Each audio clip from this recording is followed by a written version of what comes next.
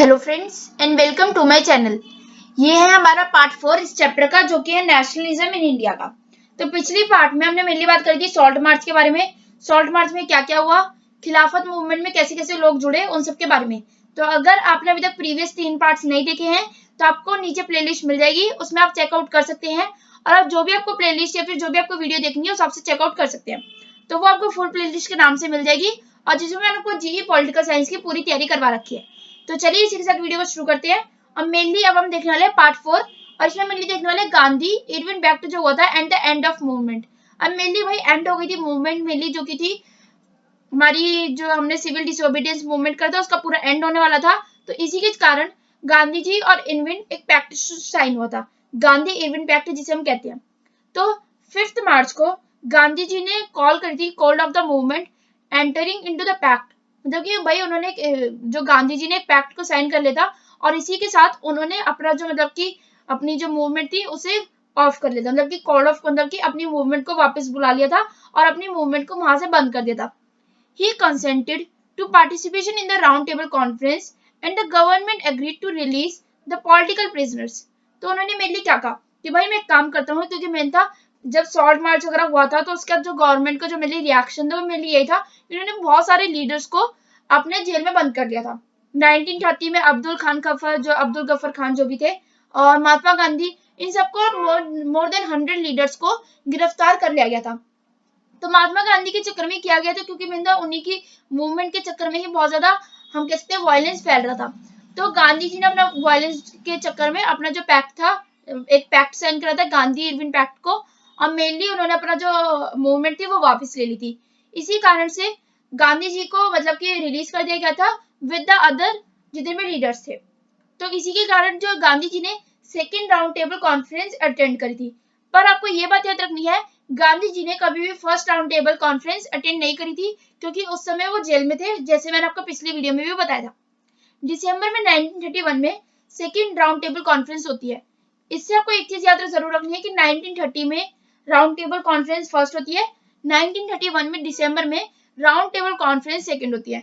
कई बार आपने चैप्टर्स में पढ़ा होगा कि 1932 में सेकेंड राउंड टेबल कॉन्फ्रेंस के बारे में बताया गया है, तो वरना अगर आप पेपर में लिखना चाहते हो तो आप नॉर्मली लिख सकते हैं इन दिसंबर 1931, मतलब क्या तो आप लिख दें इन 1931 1932, या फिर आप लिख दें direct in December 1931। Gandhi ji went to the London for the second round table conference, क्योंकि मेरे सेकेंड राउंड टेबल जो कॉन्फ्रेंस थी वो हेल्ड की गई थी इन द लंदन, और जो mainly the conference held was unprofitable as nothing fruitful came out of India for India.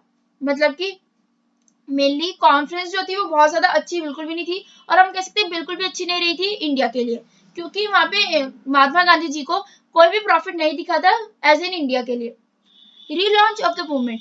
अब गांधी जी को बहुत ज्यादा गुस्सा आ चुका था कि भाई पहले तो मैंने गांधी इरविन पैक्ट भी साइन किया, जिसमें मैंने अपनी जो मूवमेंट थी वो वापस भी ले ली, पर भाई अब तो भाई इतना दिमाग खराब हो चुका है मेरा कि भाई अब तो ये लोग मेरी बात भी नहीं सुन रहे। तो उन्हें भी आया इतना गुस्सा, और उन्होंने वापस से ही अपनी मूवमेंट को शुरू कर दिया, जिसका नाम था, जो हम कह सकते हैं फिर से सिविल डिसोबीडिएंट मूवमेंट शुरू हो गई। पर उस समय मैं आपको बता दूं, बहुत से लोग उस समय अपना इंटरेस्ट खो चुके थे, क्योंकि मैंने लोग भी एक टाइम में हम कह सकते हैं ना कि भाई लोग भी इतना लड़ रहे थे, पर एक टाइम पे कोई भी इंसान थक जाता है। तो उस समय जो लोग थे वो बहुत ज्यादा थक चुके थे, पर गांधी जी ने अपनी हिम्मत बिल्कुल भी नहीं तोड़ी थी। When Gandhi returned from the round table conference second, जो कि लंदन में हुई थी, he discovered that Ghaffar Khan and Jawaharlal Nehru were in jail. तो उन्हें बहुत ज्यादा गुस्सा है कि भाई अभी तो इन्होंने लीडर्स को निकाला था, अब ये कैसे हो सकता है कि इस समय के प्रेसिडेंट को ही तुमने जेल में डाल दिया है, जो कि थे जवाहरलाल नेहरू। तो अब जवाहरलाल नेहरू भी जेल में थे, और गफर खान जो थे, खान अब्दुल गफर खान, वो भी जेल में थे। The Congress had been declared illegal. उस समय कांग्रेस को बिल्कुल ही इलीगल डिक्लेयर कर दिया गया था by the Britishers, and a series of procedures had been enforced to prevent meetings. तो बहुत सारे प्रोसीजर्स किए गए थे कि भाई ताकि जितनी भी मीटिंग्स वगैरह ये हो रही है भाई हम कह सकते कांग्रेस के अंदर, वो सबको बंद कराया जा सके। Demonstrations and बॉयकॉट्स। फिर भी लोग भाई जो लोग मतलब सीरियस थे उन्होंने बहुत सारी चीजों को बॉयकॉट किया, पर इस समय तक मोस्ट ऑफ द जो लोग थे वो थक चुके थे। विद ग्रेट अप्रहेंशन महात्मा गांधी ने रीलॉन्च कर दिया था सिविल डिसोबीडियंस मूवमेंट को इन 1932 में। 1931 में दिसंबर में सेकेंड राउंड टेबल कॉन्फ्रेंस थी, और 1932 को फिर से उन्होंने मतलब 1932 में स्टार्टिंग में ही सिविल डिसोबीडियंस मूवमेंट को वापस शुरू कर दिया। But by 1934 it lost its momentum. मतलब लोग जो थे वो इतने ज्यादा थक चुके थे, इसी के चक्कर में अब जो लोग थे वो भी खुद साथ देना बिल्कुल बंद कर दिया। मेन तो लोगों को ये था कि भाई हम गवर्नमेंट को तो कुछ भी छोड़ सकते हैं, पर भाई हमारे को कुछ तो काम मिले ही ना। अगर उन्हें बाद में कुछ काम ही नहीं मिलेगा, वापस से उन्हें फिर से ज्वाइन करना है, और फिर से उन्हें जो सैलरी थी वो और कम होकर मिलती थी, क्योंकि तुमने पहले क्यों छोड़ा, इसी कारण से। अगला है पार्टिसिपेशन बाय द पीपल। अब बहुत सारी, हम कह सकते हैं इतनी सारी मूवमेंट्स है, तो बहुत सारे लोगों का पार्टिसिपेशन था। जैसे कि रिच कम्युनिटीज का, जिसमें कि रिच पीजेंट्स जो थे communities such as Patidars of Gujarat and the Jats of Uttar Pradesh took part in the movement. बहुत सारे लोगों ने मूवमेंट में पार्ट लिया as the produced commercial crop. Main था जो लोग कमर्शियल क्रॉप उगाते हैं उनके लिए तो फायदा रहता ही है कि उन्हें कभी भी पैसे की कमी नहीं होती है। They were hit hard by trade depression and falling prices। पर मेन तो अब ये दुख हो रहा था, मेन तो वो इतना परेशान हो चुके थे क्योंकि मेन अब जितने भी सामान था, जितने भी खाने की चीजें थी, उसका रेट एकदम ही डिक्रीज होता जा रहा था। एक टाइम पे ऐसा होता है कि जब वर्ल्ड वॉर शुरू हो रही होती है, और उस समय आपको पता होगा 1930s में ही सेकेंड वर्ल्ड वॉर भी शुरू हो गई थी हमारी। तो इसी के चक्कर में कई बार तो ये होता है कि भाई एकदम ही सब फूड वगैरह का राइस मतलब कि इंक्रीज हो गया है, तो मैंने तो फार्मर्स को भी बहुत ज्यादा महंगा सामान खरीदना पड़ता है और अपनी प्रोडक्शन करनी पड़ती है। पर जैसे ही उनकी पूरी प्रोडक्शन हो गई है, अब पता चलता है कि मार्केट में तो सारा सामान बिल्कुल ही सस्ता हो चुका है। अब जिसके कारण कि लोगों का, जो भी फार्मर्स होते हैं, उनका इतना पैसा लग जाता है, पर बाद में जब वो बेचने जाते हैं तो उनको उसका रिवेन्यू, उसका फायदा कुछ भी नहीं मिल पाता, बल्कि वो और ज्यादा लॉस में चले जाते हैं। That caused a decrease in the cash income. इसी के चक्कर में जो कैश इनकम थी उसका एकदम ही बहुत ज्यादा डिक्रीज हो गया था of these rich peasants communities. So they decided to oppose the high revenue demands of the government through their participation in the civil disobedience movement। तो जो रिच कम्युनिटीज थी उन्होंने मिलकर इसीलिए पार्टिसिपेट किया था कि ताकि वो अपोज कर सकते हाई रिवेन्यू डिमांड्स को of the government. Poor peasantry. अब मेरे पुअर पीजेंट्स ने आखिर सिविल डिसोबीडियंस मूवमेंट में ऐसा क्या था कि जो पुअर पीजेंट्स ने भी ज्वाइन कर लिया इसे, क्योंकि मैंने रिच पीजेंट्स ने तो ज्वाइन कर लिया था इसको, उसका भी एक रीजन था ताकि वो भाई मतलब कि अपोज कर सके हाई रेवेन्यू डिमांड्स को। पर पुअर पीजेंट्स ने इसको क्यों ज्वाइन किया? Poorer peasants were mainly small tenants, मतलब कि वो स्मॉल टेनेंट्स होते हैं, टेनेंट्स, हाँ, स्मॉल टेनेंट्स होते हैं, that had rented land from landlords, मतलब कि मेनली उन्होंने लैंडलॉर्ड से ही अपनी जमीन ले रखी होती है, उसी पे वो सब कुछ उगा रहे हैं, और बाद में पता चलता है कि जो वो उगा रहे हैं उसका सामान का रेट एकदम ही घट चुका है, तो मैंने उनको तो कोई पैसा ही नहीं मिल पाएगा। लैंडलॉर्ड तो फिर भी भाई, क्योंकि मैंने उनको कुछ ना कुछ प्रॉफिट हुआ होता है, कुछ परसेंट का, 1-2% का, तो इसीलिए उनको कुछ ना कुछ तो पैसा आता है उनके हाथ में।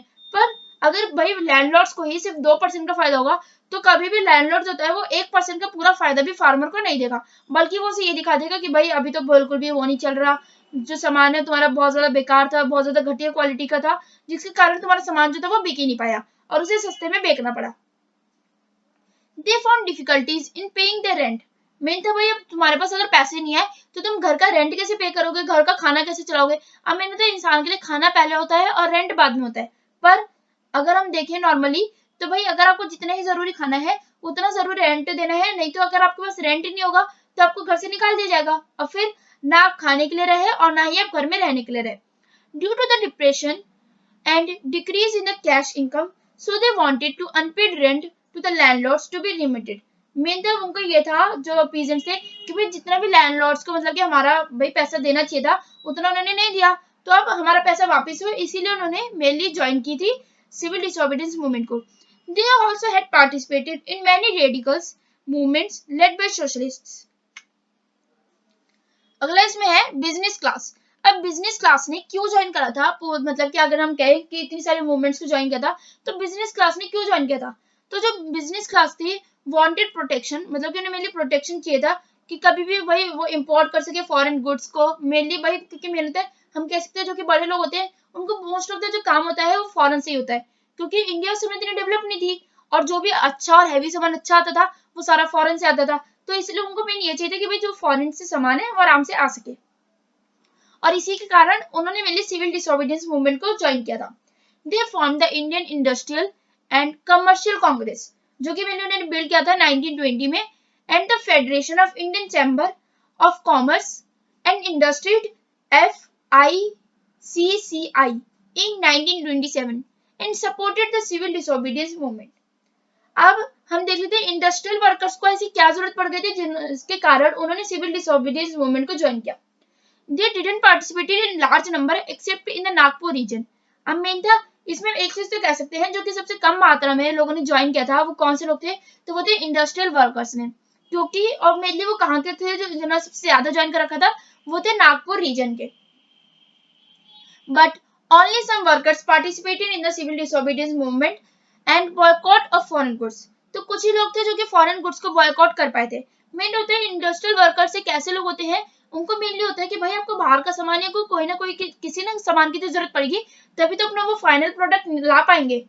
इसीलिए मोस्ट ऑफ द जो इंडस्ट्रियल वर्कर्स थे उन्होंने सिविल डिसोबीडियंस मूवमेंट को शुरू या फिर हम कह सकते हैं ज्वाइन नहीं किया था। वुमेन, अब वुमेन ने आखिर ज्वाइन क्यों किया था सिविल डिसोबीडियंस मूवमेंट को, और मैं आपको ये बता दूं सबसे लार्ज स्केल जो पार्टिसिपेशन हुआ था वो वुमेन्स का हुआ था सिविल डिसोबीडियंस मूवमेंट में।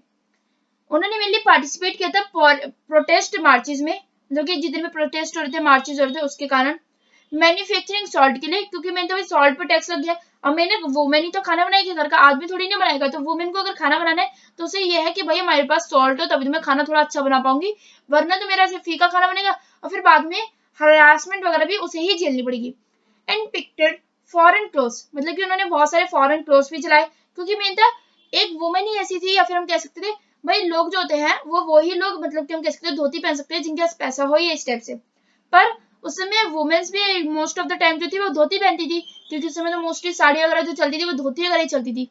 एंड लिकर शॉप्स, क्योंकि मेन था बहुत सारे लोगों को उस समय जेल में डाल दिया गया था, और बहुत सारे लोग जो थे शराब की दुकानों को बंद कर रहे थे या फिर चोरी अगर हो रही थी, और मेन था वुमेन्स कभी भी खुश नहीं रहती थी जब भी शराब की दुकानें खुली होती थी, क्योंकि मेन था भाई अगर कोई भी मैन है वो अगर ड्रिंक करके घर पे आता है तो वुमेन्स को तो अच्छा लगेगा नहीं, तो इसीलिए वो हमेशा अगेंस्ट थी लिकर शॉप्स के। There was a large scale participation of women in the civil disobedience movement. अगला जो कि हम लास्ट देख लेते हैं, causes of failure of the movement. अब भाई इतने सारे लोग जो थे वो फायदे में थे, इतने सारे लोग इंटरेस्टेड थे सिविल डिसोबीडियंस मूवमेंट में, फिर भी ऐसा क्या हुआ कि भाई फिर भी जो सिविल डिसोबीडियंस मूवमेंट थी वो एक फेलियर कहलाएगी, ना कि एक सक्सेसफुल। तो जो सिविल डिसोबीडियंस मूवमेंट थी उसे गांधी जी ने वापस बुला लिया था, क्योंकि मेन तो बहुत ज्यादा लड़ाई दंगे, बहुत ज्यादा र्यूमर्स वगैरह फैल रहे थे। Without the fulfilment of the demands of the rich peasant communities, तो किसी की भी डिमांड जो थी वो फुलफिल नहीं हो पाई थी, पर फिर भी उसे वापस से ही कॉल ऑफ कर लिया गया। विद द मूवमेंट वाज रिलॉन्च्ड, जब मैंने जो भाई मूवमेंट रिलॉन्च की गई थी 1932 में 1934 तक, many rich peasants decided not to join the civil disobedience movement. अब भाई बहुत सारे जो बड़े बड़े लोग थे, रिच पीजेंट्स थे, उन्होंने सिविल डिसोबीडियंस मूवमेंट को ज्वाइन ही नहीं किया, क्योंकि उन्हें दिख रहा था कि भाई इससे हमारा कोई फायदा नहीं हो रहा, बल्कि हमें और ज्यादा नुकसान ही होता जा रहा है। Congress was unwilling to support the no rent, mean तो कांग्रेस कभी भी सपोर्ट में नहीं थी कि भाई कोई भी ऐसी चीज हो कि भाई रेंट ना दिया जाए। अभी अगर आपने देखा होगा इंडिया में भी कई बार कहते हैं कि जैसे कि अभी वो हुआ था कोरोना वायरस जब फैला था, तो उसमें जो हम कह सकते हैं जो केजरीवाल थे इंडिया के, हम इंडिया के नहीं बल्कि दिल्ली के जो सीएम थे, उन्होंने ये कह दिया था कि भाई जितने भी जो भी लोग रेंट पे रहते हैं उनसे रेंट ना लिया जाए। पर आपने देखा होगा कि भाई जो भाई जिनका घर है उन्होंने इतने पैसे से खरीदा है, पर वो लोग भी होते हैं कि भाई हमने मेनली इनको बेचा या फिर हम किराए पे इसीलिए तो दिए ताकि हमारे को कुछ पैसे तो आते रहे, ये जितने का हमने खरीदा है उतने पैसे तो कम से कम हमारे पास आ जाए, प्रॉफिट ना हो पर उतने तो आ जाए। पर जब आप बिल्कुल ही कह दो कि अब तो तुम्हें कोई रेंट नहीं देना, या तो आप रेंट 50% कर दो या आप कर दो कि 60% 70%, पर नो रेंट का मतलब होता है कि उस इंसान को तो फायदा ही नहीं हो रहा, बल्कि अब ये देखना चाहिए इसमें जिन इंसान के पास मतलब कि जिस इंसान को मेनली घर है, तो अगर वो इंसान कोई भी रेंट नहीं ले रहा, ना वो कोई काम कर पा रहा, तो उसके पास भी पैसा कहाँ से आएगा, और अगर वो धीरे धीरे गरीब होता जाएगा तो पता चलेगा वो तो अपना जो घर था जो रेंट पे दिया हुआ था उसे वही बेचना पड़ रहा है। अगला है campaigns due to the fear of upsetting the rich peasants and landlords, spread of militant activities worries and prolonged business disruption. हमें तो बहुत ज्यादा बिजनेस वगैरह में बहुत ज्यादा प्रॉब्लम्स वगैरह आ रही थी, जितने भी इंडस्ट्रियल वर्कर्स थे वो पार्टिसिपेट करने के लिए तैयार नहीं थे एक्सेप्ट इन नागपुर। जितने भी दलित थे और जो अनटचेबल्स थे did not participated at the Congress sided with the conservative high cast Hindus. Main तक जितने भी दलित और अनटचेबल्स थे उन्होंने उनको ये लगता था कि जो कांग्रेस है वो तो सिर्फ हाई कास्ट के बारे में सोचती है, हिंदूज वगैरह के बारे में, तो इसीलिए हम इनके साथ नहीं रहेंगे। और last but not the least, Muslim जो ऑर्गेनाइजेशंस थी और जो कम्युनिटीज थी उन्होंने बहुत ज्यादा स्पार्सली पार्टिसिपेट किया था मूवमेंट में, और जो मुस्लिम थे उन्होंने alienated from the movement due to fear of the dominance of Hindu majority. Main तो जो मतलब जितने लोग मूवमेंट में थे उसमें मेजोरिटी जो थी वो हिंदू की थी। इसी के डर के चक्कर में मुस्लिम से मोस्ट ऑफ द जो मुस्लिम्स थे उन्होंने सिविल डिसोबीडियंस मूवमेंट को छोड़ दिया था। तो इसी के साथ पार्ट 4 को एंड करते हैं। अब हम अगली वीडियो में मिलेंगे जो कि हम नेशनलिज्म इन इंडिया के बारे में ही पढ़ने वाले हैं, पर मेनली हम इसमें देखने वाले हैं कुछ और इंपॉर्टेंट चीजें, और कैसे अपना कॉलेज में जैसे कि क्वेश्चंस होते हैं वो बहुत ज्यादा बड़े आते हैं, तो इसीलिए बड़े बड़े मार्क्स के आते हैं। हम कह सकते हैं कुछ 10 नंबर 14 नंबर इस टाइप के पेपर्स आते हैं। एक क्वेश्चन जो आता है वो 10 नंबर का 14 नंबर का होता है, तो इसीलिए आप इजीली आंसर लिख सको। तो अगली वीडियो में भी हम नेशनलिज्म इन इंडिया के बारे में ही पढ़ने वाले हैं। उसमें हम मेनली देखने वाले हैं भाई गांधी जी के बारे में ही, कौन कौन सी मूवमेंट शुरू हुई, और कुछ एक्स्ट्रा पॉइंट्स देखने वाले हैं। तो जितने भी मैं आपको ये पॉइंट्स दिखा रही हूँ या तो आप स्क्रीनशॉट लेके रख सकते हैं, या फिर आप एक बार वीडियोस को चेकआउट जरूर कर लें जिससे कि आपको अच्छे से समझ आ जाए। अगर आपने अभी तक मेरी प्रीवियस 3 पार्ट्स नहीं देखे हैं तो आपको प्लेलिस्ट नीचे मिल जाएगी फुल प्लेलिस्ट के नाम से, जिसमें आपको जी पॉलिटिकल साइंस की मोस्ट ऑफ द सारी वीडियोस प्रोवाइड कर रखी है। तो चलिए इसी के साथ वीडियो को एंड करते हैं, और हर वेडनेसडे और सैटरडे जी पॉलिटिकल साइंस की वीडियो आने वाली है, तो चैनल को जरूर सब्सक्राइब करके रखें। तब तक के लिए thanks for watching, bye bye.